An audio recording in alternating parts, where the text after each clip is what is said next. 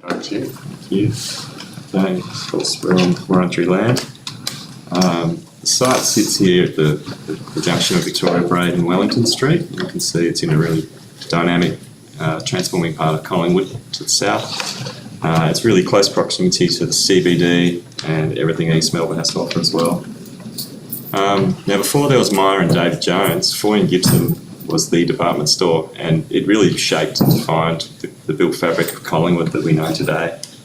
And you can see in this image, which spans from Wellington to Smith Street, you can see the department stores on the left, but then every other part of the production line was housed in separate buildings built for its time by the architect William Pitt from the late 19th century onwards, adding the warehouses, factories, and all of great quality of built warehouses and this beautiful brick detailing that house these discrete uses to create this village, and many of these are remnant in Collingwood today.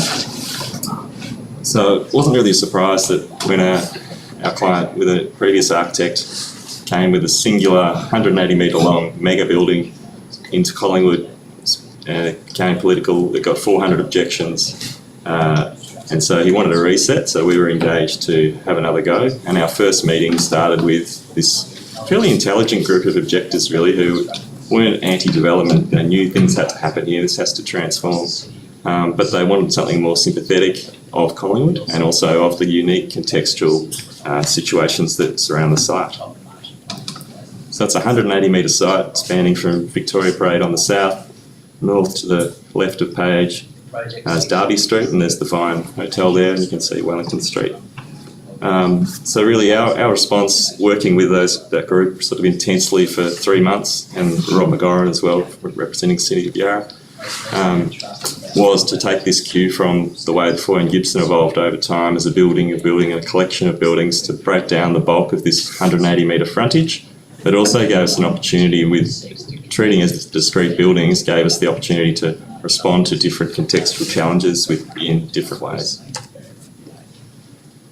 So an early analysis was this sort of idea that there's a transition in scale from the low-rise Victorian buildings remnant on Cambridge Street, which still have some residential use today, even though it's a mixed-use zone, and then the commercial precinct, which is ever-evolving with JCB, one going up now we just talked about, and then these larger scales. So we wanted to transition between those two scales in East Melbourne as well.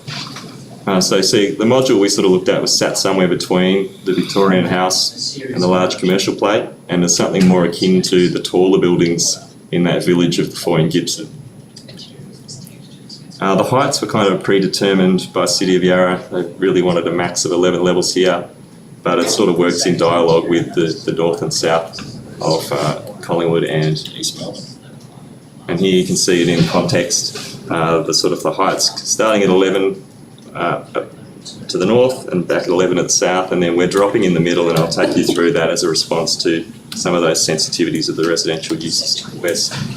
That grain is moderated through the scale, and we're defining a bit of variety as to that base module to deal with other contextual elements, and also the realities of lift cores and etc. needed wider modules. And you can see this collection of buildings. This is a marketing image where they broke it down into sort of 3 collections, each with a group of buildings centred around a lift core. And here you can see the plan. So we've sort of got this north and south building around the 2 cores, and then this great amenity in the middle. There's about 10 or 11 buildings per core on a floor plate, keeping that to the sort of a maximum for us. And a look at that elevation, we can see coming down to 6 levels in the centre and 11 at either side. So the project gets its name from the 2 heritage pubs, one on Victoria Parade and the Vine to the north. And obviously the massing wants to respond to that and provide relief and set back and step away from those. And you can see, looking from the north on Derby Street, Vine in the foreground, the massing starts to respond and step to give that some relief. At the other end, it's more of a generous setback and a sort of a larger building facing East Melbourne and trying to take on some of that character of East Melbourne with sort of a whiter green landscape building there.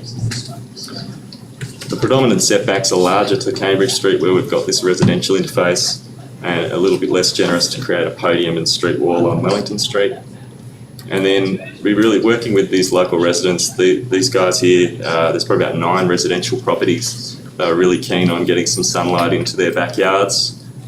So we looked at really dropping the mass through the centre of the building to give that opportunity, which also gave us the opportunity to create these great communal terraces, which are much larger than you'd expect in a normal build-to-sell resi project. You can see some views here from Cambridge Street. That centre, even from the footpath, you sort of start to lose the centre of the 180 metre long building behind. So we managed to provide 241 dwellings here in a diverse mix, really sort of 2 ends of the spectrum.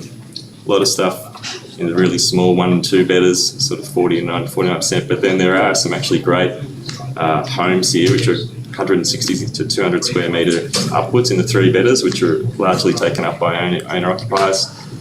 And with all this terracing, the sizes of terraces are really great and generous, 30 metres squared.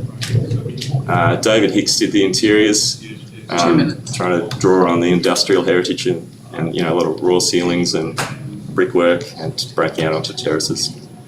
As I said, there's a huge communal amenity in the centre of the project, which creates this sort of social heart of the building, and off that come the internal amenity spaces, so over 5.5 square metres per apartment, which is a really great amenity for those smaller apartments to sort of get into the lively atmosphere Collingwood has to offer, very close to the city. You can see the terraced landscapes, the pools, lots of settings, diverse, down to single spaces up to communal groups of 20 can gather in various settings.